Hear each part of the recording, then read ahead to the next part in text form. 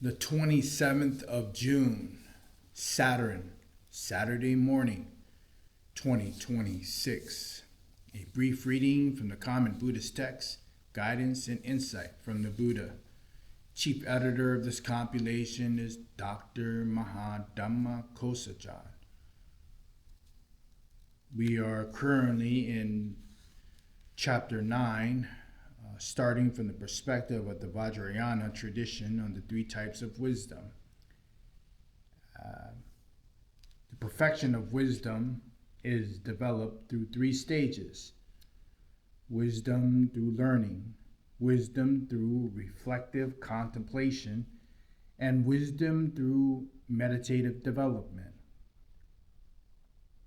Wisdom through learning. Wisdom through learning comes from listening to the words of the Dharma spoken by your teacher and understanding their meaning.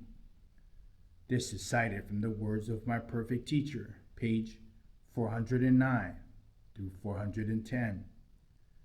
Wisdom through contemplation. Wisdom through contemplation comes from not resting satisfied with just understanding the words of the teaching, but processing it mentally and establishing its meaning through reflection and inquiry, if necessary. Asking questions about points not understood. You must not rest content with a mere intellectual understanding, but should scrutinize the meaning thoroughly in order to make sure that when the time comes for you to go on a solitary retreat, you will be able to practice independently without having to ask someone else about the main points. This is cited from the words of my perfect teacher, 410. Wisdom through meditation.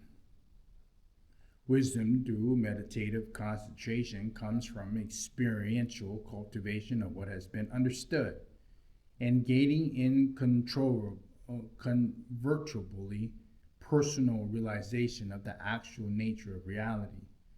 It means coming to the internal resolution, release from the bonds of existence and non-existence, and witnessing ultimate reality directly, face to face, having eliminated the attachment to the ideas of the two extremes through learning and contemplation. When you experience the nature of reality through concentration, you will see all external objects perceived by the five senses as immaterial, empty forms, according to the 8 similes of illusions. While not existing, they are experienced in deluded perceptions, like a dream. Through the development arising or dependent arising on different causes and conditions, they appear incidentally, like an enchantment. They appear to be existence, whereas they are not, like an optical illusion. They do not truly exist as they look, like a mirage. They appear while not being either outside or inside, like an echo.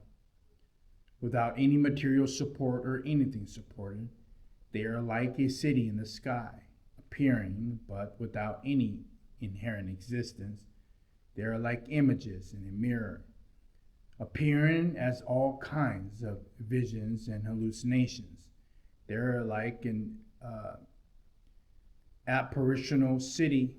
Once you have understood external appearances to be deceptive, you turn your attention towards the perceiver and they examine the nature of the mind. In this way, although appearances continue to arise in the mind, there is no more conceptual fixation on objects. You have arrived at realization of the actual nature of things, empty, luminous as the sky.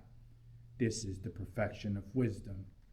This can be cited from the words of my perfect teacher, page 410 to 411.